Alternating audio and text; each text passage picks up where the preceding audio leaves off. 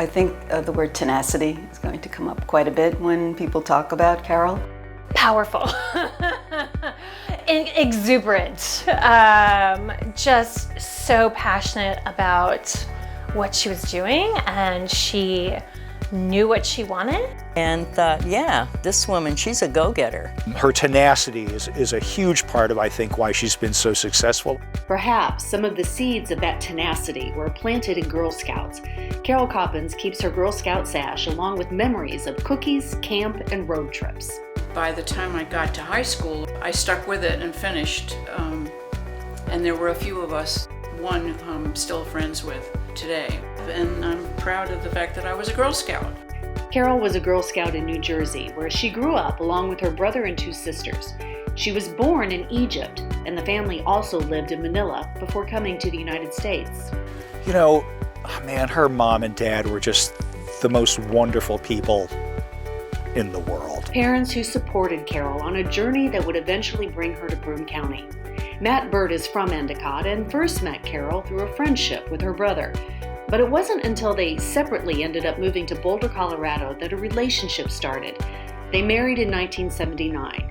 Carole earned her master's degree in exercise physiology about the time Matt decided to move on from a career as a musician, touring with a band around the Midwest. They decided to move to Endicott, where Matt joined the family business, Bert's Bookstore. Carole was hired as the director of women's fitness at the YMCA, and then spent 15 years as director of the former Lourdes Wellness Center in Vestal. That's how she came to know her friend of 40 years, Donna Lupardo. We were considered some of the early wellness pioneers. I was teaching at Binghamton University, and I was doing some of the early work on wellness. And she and I crossed paths around this issue of trying to help the community become more educated about how to take better care of themselves. The Wellness Center closed in 2000.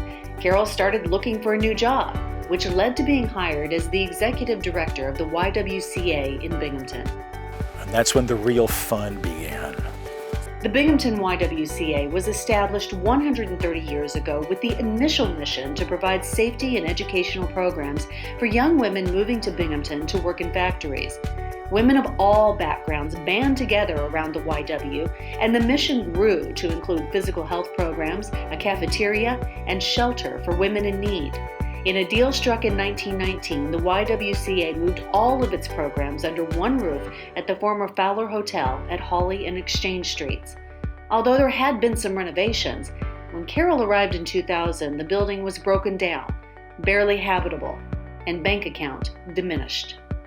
In the foreword to the book, In the Cause of Women, Carole wrote, "I walked through the building on June 5th of that year. As I realized just how bleak things looked, my first thought was, run away. Yet there was something there, something that moved me to stay and not turn back." And then Carole came in and, yeah, a lot of work's needed here and I'm gonna go find the money for it. And she did. You know, she's really smart, you know, and paid attention. And luckily, as things went on, found people, you know, that could help her with the grants.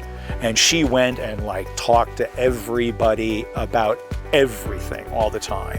Donna Lupardo was a member of the YWCA board before becoming state assemblywoman. Just to renovate this place was a huge undertaking. I don't think this facility would be here in the shape it's in today had she not stepped in with this huge vision. I think people questioned how big her vision was. We're talking about two very old historic properties. With work completed in 2008, the YW had 54 new apartments and early childhood classrooms.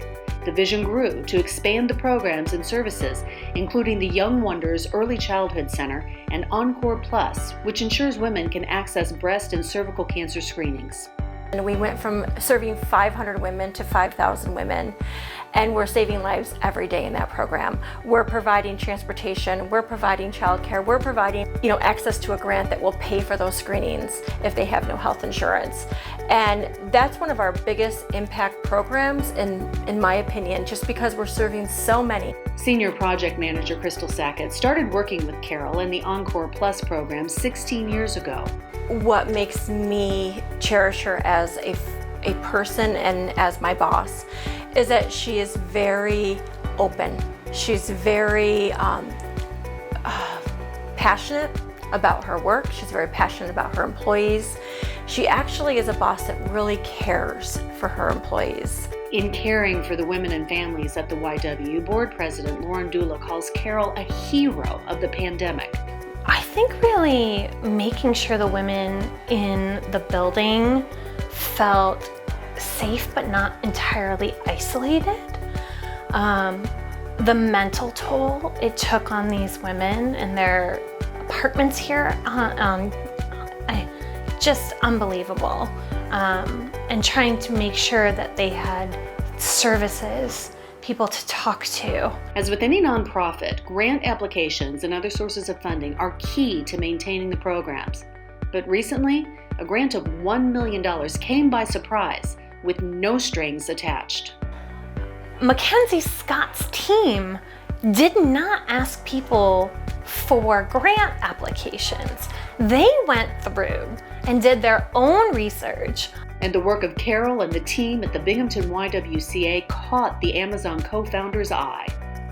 We all got to sit down and say, what does this organization really need to expand, to launch to a different level? The funding was spread throughout the organization's programs, upgrades to building safety and security, and adding a mission impact director to focus on advocacy and education around the effort to eliminate racism. I think it really was a good awakening and springboard to show people just how serious and recognized this organization is. I've heard her say, it's not just me. You know, I have a wonderful staff. I have a wonderful board. I know lots of people in this community who believe as I do. It's working together. Now, the YWCA is expanding further out into the community, running an off-site rapid rehousing program for the homeless and planning for a new intergenerational campus at Lyle Avenue and Carroll Street. It will offer supportive housing for seniors and lower-income families and include a Young Wonders Early Childhood Center. Without that care, women can't go to work. We're not empowering women if we can't help them explore their own potential and also have families. That should be a thing we can do as women, have both. What I really like about what she's doing is the intergenerational aspect of this. We've been trying for a long time to help people understand that seniors really are very good with children, and children enjoy being around seniors. It's a wonderful combination, and she's able to tap into that. And many other organizations have tapped into Carole's talents. Among them, the YWCA USA, Coalition for the Homeless, Binghamton Human Rights Commission, and Rotary Club. She's just a lot of fun.